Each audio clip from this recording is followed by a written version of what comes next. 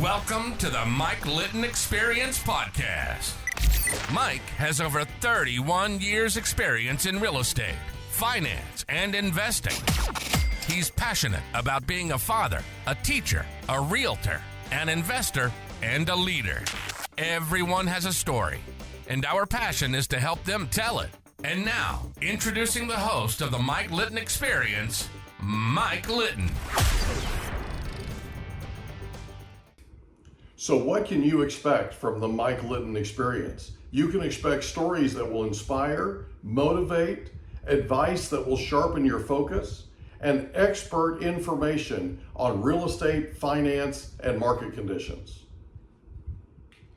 And so you instantly got my attention, and then we finished the tour. The next day I come down and volunteer, and they give me that beautiful yellow shirt, right? And they, because I have a background in mortgages, I literally had done thousands by that time. Because I have a background in mortgages, they put me in the self-employment room, right? Where we sit and we go through and check their numbers. You know this, right? And it was brilliant, absolutely brilliant. You took 6 months of deposits and expenses and then averaged them, and that was their qualifying income. Yeah. That wasn't what we did in traditional underwriting. And that was why this hairstylist who was self-employed had been turned down for the eighth time. I actually sat with the underwriter at the home ownership center, Chase's home ownership center, and we went over it. We went over her taxes, the whole thing. And I had to agree that she was a decline, right? So that hairstylist, I called her and said, you need to get down to the convention center, bring all your paperwork, get down here as soon as you possibly can. She comes down on Saturday. She needed a couple of documents. She went back to the house, came back on Sunday, and she got her loan modification. And you saved her home from foreclosure. So I had Darren on my show that Saturday afternoon. So that Saturday morning I volunteered. He came with me to my show. The very next day I'm volunteering on Sunday. I'm in the self-employment room, and there's a 71-year-old man and his 49-year-old son. 49-year-old son's losing his house to foreclosure. Dad had his son take over his nursery business. Okay, so they're sitting there together, and I have my head down and I'm checking their numbers. I'm literally just doing my thing, right? Making sure their numbers are correct. Got my calculator going, the whole thing. I said, so how'd you hear about this?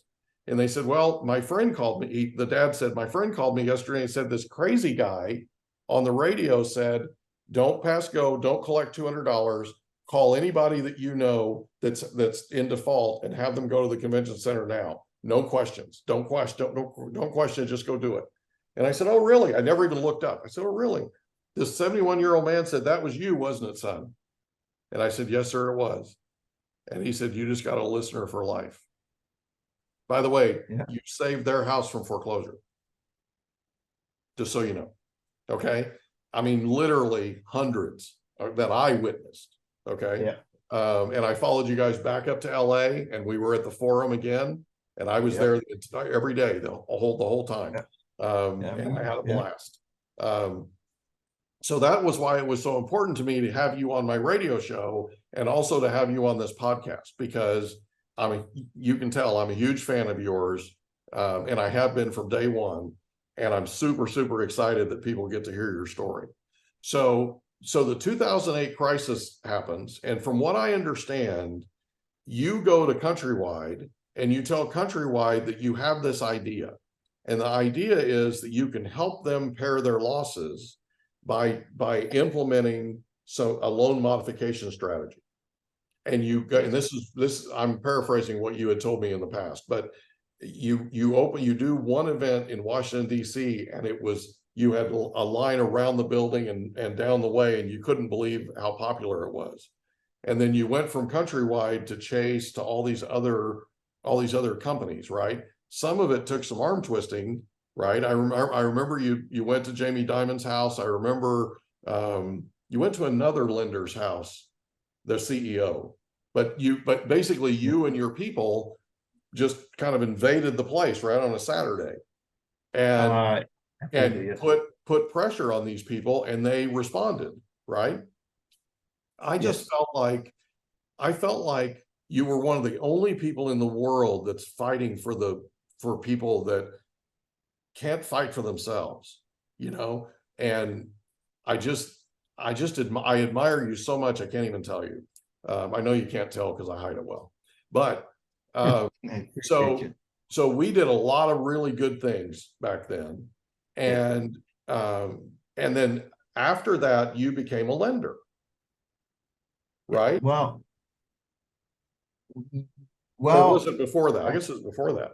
So what you're saying is, I mean, you're exactly right. I mean, going back to the events that we did we did a number in Los Angeles, and we were in San Diego. We did 144 of these events, right? Over more than 5 years, about 5.5 years. And like as you said, Mike, the one in Los Angeles, I mean, people were lining up 3 days before the event started. Yeah. I mean, thousands and thousands of people. We had 50,000 people there. Yeah. So we were able to, so we had that. I remember at the Cow Palace in San Francisco, we had, thousands of people before. People were camping out, for 3 days and bonding actually with campfires and, talking about their circumstances. And then in Palm Beach, we did an event and people wouldn't leave. As you know, these were 5-day events, sometimes longer, and people wouldn't leave. And then, at 3:30 in the morning, literally, I'm walking over mothers holding their children, cuddling their children, because they were determined to save their homes. Mm-hmm. And they wouldn't leave. So we ended up doing this 24 hours a day. We had, 12-hour shifts, and we would do this. We would have these agreements with the lenders, as you're talking about, Mike, to reduce the interest rate to as low as 2%, and sometimes reduce the outstanding principal. And we were able to save people on the spot, hundreds, sometimes $1,000 or $2,000 in their mortgage payments, in their monthly mortgage payments. So people were leaving, say, saving, over $1,000 often on their mortgage payments. But if we take a step back, remember what this was. It was a home ownership deception scheme. Mm-hmm. That's what it was. And the reason why I say it was a home ownership deception scheme is because you can't blame the homeowners, because the initial interest rate and payments were affordable. Right. So they were qualified for an affordable payment. So we didn't have a crisis before 2007. Right. Because it's not because people got mortgages in 2007, it's because that's when they would reset. So the payments would double or triple, so they could never afford that.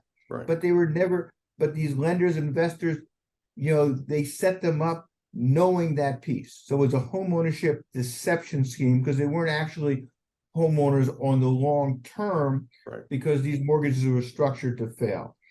But yes, we helped over 500,000 homeowners save their homes. Yeah. Over 500,000, and indirectly many more than that. Yeah. But that's what we were able to do directly. But going back to your question, we were doing the purchase stuff before this. Okay. So we were doing it before. So before the Great Recession, that before the mortgage crisis. So we knew that was going. So the way that we were experts and we could predict the mortgage crisis was because we still had this, really good mortgage, no down payment, no closing costs, no fees. But people were not coming to us. They were getting these subprime mortgages. So we were counseling them, and we looked at these terms. And we said, you're going to lose your home eventually. Yeah. Because, when these mortgages reset. So we ended up reducing our purchase side by about a third. We closed down offices because we weren't willing to change the criteria that we used to compete with these subprime lenders. Right. So that's how we were really in the middle of the mix, knowing that this thing was going to happen. And then so when it happened, we were in the forefront of doing this. But we went against everybody. We had to fight the lenders out there. We had to fight the servicers. We had to fight the investors. Mm-hmm. So like I traveled internationally because we were first identified as experts out there in London. I went to London to do a show, and in Germany and in Japan, because they were the investors holding these mortgages. Right. So they were on the hook for it. And then we had to fight the Obama administration. They tried to take us down because we were very critical. And to this day, Mike, there are 3 million African American homeowners, a lot of them with FHA mortgages and some others, but particularly the government-owned ones, who lost their homes because the Obama administration didn't do the right thing. And we kept telling them.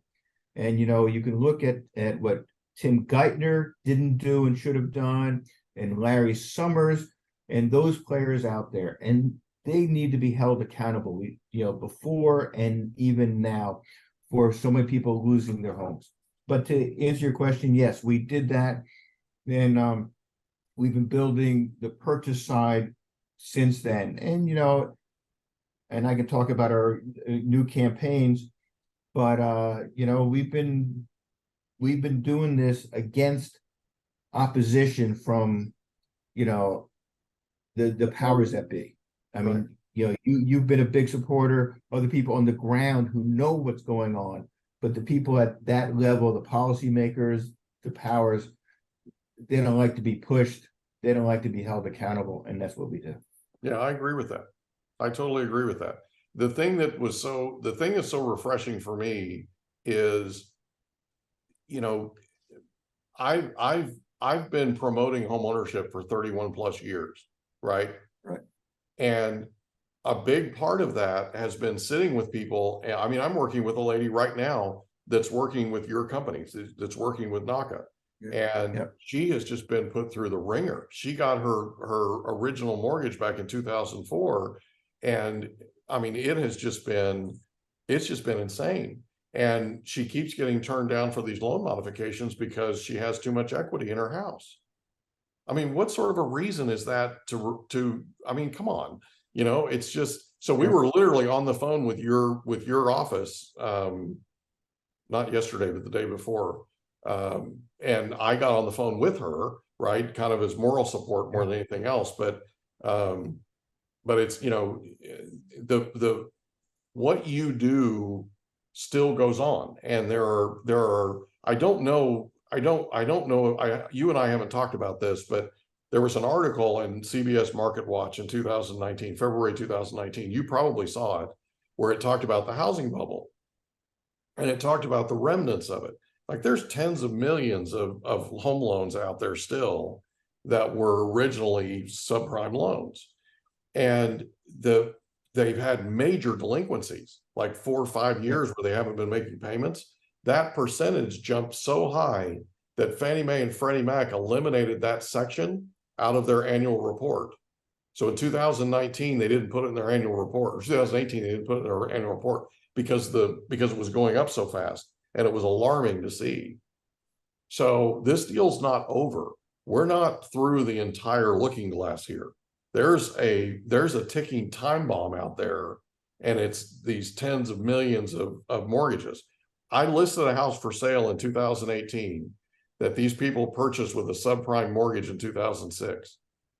They had, on a $425,000 mortgage, their payment was $4,000 a month. And Bruce, they paid it religiously for 12 years. Yeah. Now, here's the ramifications, and here's the thing nobody talks about. They couldn't afford the water anymore, so they got rid of all the landscaping around the house.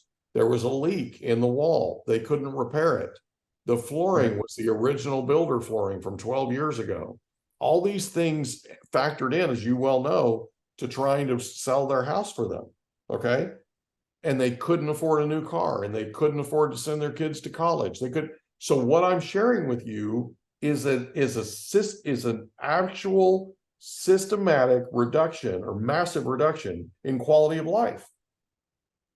Okay. But then I would add to that, Mike, in terms of when you look at the mortgage prices in 2008 through 12, that was on mortgages that were structured to fail. Yeah. So, and you had all these investors around the world buying those mortgages, right? So what's going on now? Those same players, they said, well, we're going to learn from what happened in 2000 during the mortgage crisis. And what are they doing now? Through these trusts, they're actually buying properties, and they're targeting the properties in the Black communities, which because of the racist appraisers are undervalued. So that make them targets for people to buy them. So now these investors are buying up properties, and they don't want, and they're renting them out at exorbitant rents. So they're stealing the dream of home ownership from people who are the tenants now, who could be homeowners. Right. Because, the criteria you have to go through to be a tenant is not much different than to get a NACA, no down payment, no closing cost mortgage, or maybe some other mortgages. And they're charged, and so then now the tenants are generating wealth for the already wealthy. Correct. So our campaign now, because we haven't stopped, is yes, we were there in the middle, in the forefront of the mortgage crisis. Now we're in the forefront of these corporate investors, these corporate landlords stealing the dream of affordable home ownership. So it's Blackstone, it's Invitation Homes, it's those players out there that are doing this. And that's our current campaign. Those are the predators today. And a lot of them are the same names they were back during the mortgage crisis, but now they're owning these homes. So, and what you are describing of the impact on individuals, it's devastating, because it's not just, and people are good people. They'll do everything they can to keep their homes, but the consequences are devastating.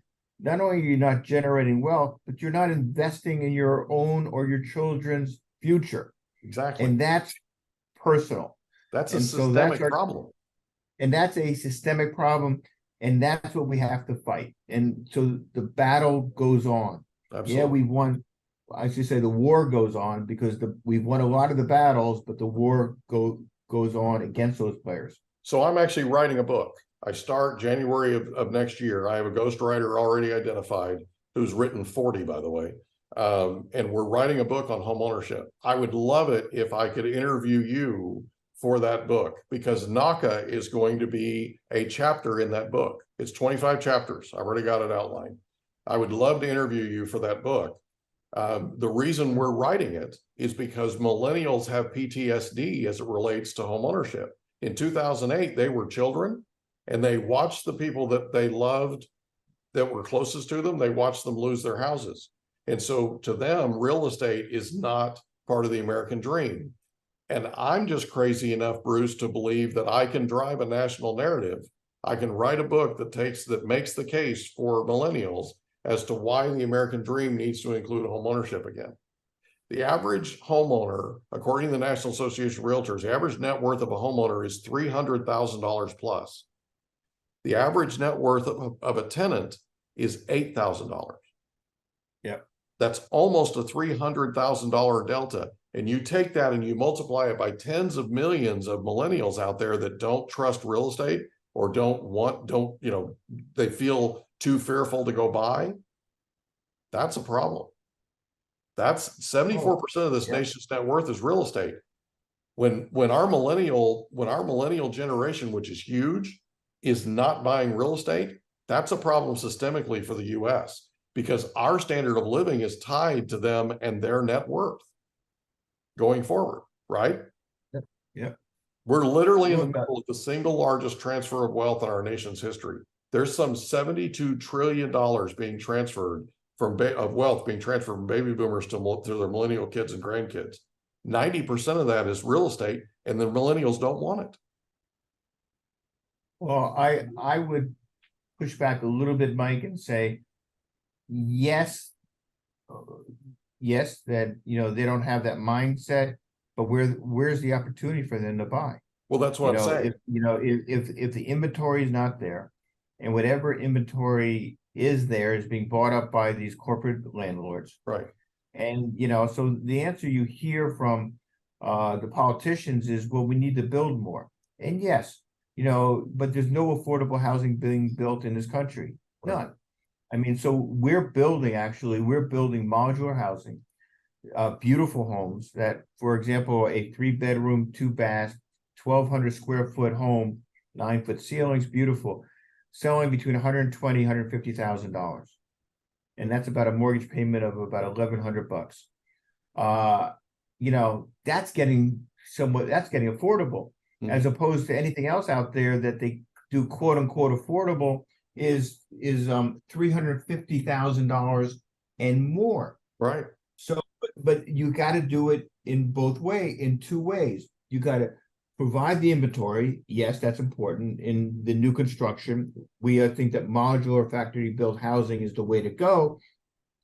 But then you got to take on these, you know, Wall Street landlords who are stealing the dreams, because if you build, but they're taking here, you're still losing the inventory. Yeah. So yes, I mean, I don't necessarily blame the young people, the Gen Z, you know, the millennials, all that, because where are they going to see that affordable housing that they can actually afford? Yeah, well, that's why we're writing the book. We're writing the book so we can give them a how-to. Yeah, it's literally a how-to, right? And it also talks about if life throws you curveballs, because one of the things that millennials fear the most is losing their house to foreclosure, bankruptcy, that kind of thing. Well, there are ways to recover from that. And so the book talks about that in particular, line by line. So it's basically an instruction manual for them. That sounds great. That sounds great. Yeah, no, I would be glad to do that with you. I'm excited. So, but yeah. So let's talk about what's happening now, and let's talk about what is in the future for you. So we're you know, we put ourselves in a unique position where, you know, we control our own destiny. So the government can't put their hands on us to you know, back us off. So we've got $20 billion, the best mortgage in America. And factually, it's the best mortgage because we're licensed as a nonprofit mortgage broker in all 50 states. Right. So sometimes the regulators push back and they say, how can you say it's the best mortgage in America? We push back and we say, check it out. And they say, yep, you're the only entity that can say this. So we've got that. We do character-based lending. We don't look at someone's credit score. We look at what payments that they control. So we don't let those 3 numbers define who you are. We've done over 75,000 mortgages. We have a foreclosure rate of 0.00012, about 1/100%. So we've demonstrated that when you lend to people, and 93% of our home buyers are people of color. So when you lend to people on affordable terms, you do the counseling, people make the payments. Yeah. We're the largest certified counseling agency in the country. There's 1,700. We're one. We do 30% of the counseling in the country. We do it the best. Got that. Now we're actually building housing. I'm actually looking at buying factories, modular factory-built homes that can do these on a large scale. So we're doing that. We're going after, as we talked about, these corporate landlords. We're doing that campaign. So again, it's working with people on the grassroots, not because they can't fight back, but they need an organization that can provide them the support and the wherewithal to take on these campaigns, just like during the mortgage crisis, where we talked about we had 40 or 50,000 people, and we had the agreement with the lenders to do all the major lenders and all the major investors to do that. That's the new campaign. We didn't talk about, but you know, if it wasn't for NACA and our 340,000 members in Georgia who we mobilized, President Biden and Senator Warnock and Senator Ossoff would not be in their positions today, because we organized that through our PACs and our other actions that we do. So we're deep into all this stuff. We just got back. We're doing the events. So just like the event that you went to in San Diego, Los Angeles, we're doing the same events, but we're doing it instead of Save the Dream, they're called Achieve the Dream. Right. So Achieve the Dream event is for home buyers. So we sort of took a step back after the mortgage crisis and said, well, would people participate in a purchase event as opposed to a save my home event? So we started that in Charlotte, and we had thousands of people come. So we just did in the last couple of months, we did an event in Newark, and we had over 25,000 people. And what Mayor Baraka of Newark did is he's saying, I will agree with NACA to do what we call the $1 program. So what's the $1 program? That's when you drive around a city or any community, you see vacant land and you see vacant houses. Now, what a city or town or county does is they sell it to a developer, and the developer will either sit on it or they will develop it and it'd be unaffordable. So what we said is, let's eliminate the developer, sell that vacant house to a home buyer for $1. Sell that vacant lot to a home buyer for $1. And NACA will provide the financing to either renovate the vacant house or to do the new construction on the vacant lot. We had over 25,000 people over 5 days come to our event in Newark. Then, a few weeks later, we had over 8,000 come to an event in Conyers, Georgia, in a rural area outside of Atlanta. I just got back over the last 2 weeks. We just did an event in Houston and in Chicago. Again, over 8,000 people, home buyers at each one of those events. So we're nationwide. We're in all 50 states. So we make the NACA standard the national standard. So we have the lowest fixed interest rate. We have no down payment, no closing costs, no mortgage insurance, no fees, character-based lending. So I can only say, Mike, even though we did unbelievable work, but the purchase program, I can only say, was absolutely successful in June of 2019. Because what happened in that June, we did a big event in New York City, and we had over 20,000 home buyers over 5 days. And everybody heard about NACA from family, friends, coworkers, neighbors. There was no media, no outreach. And that has continued ever since.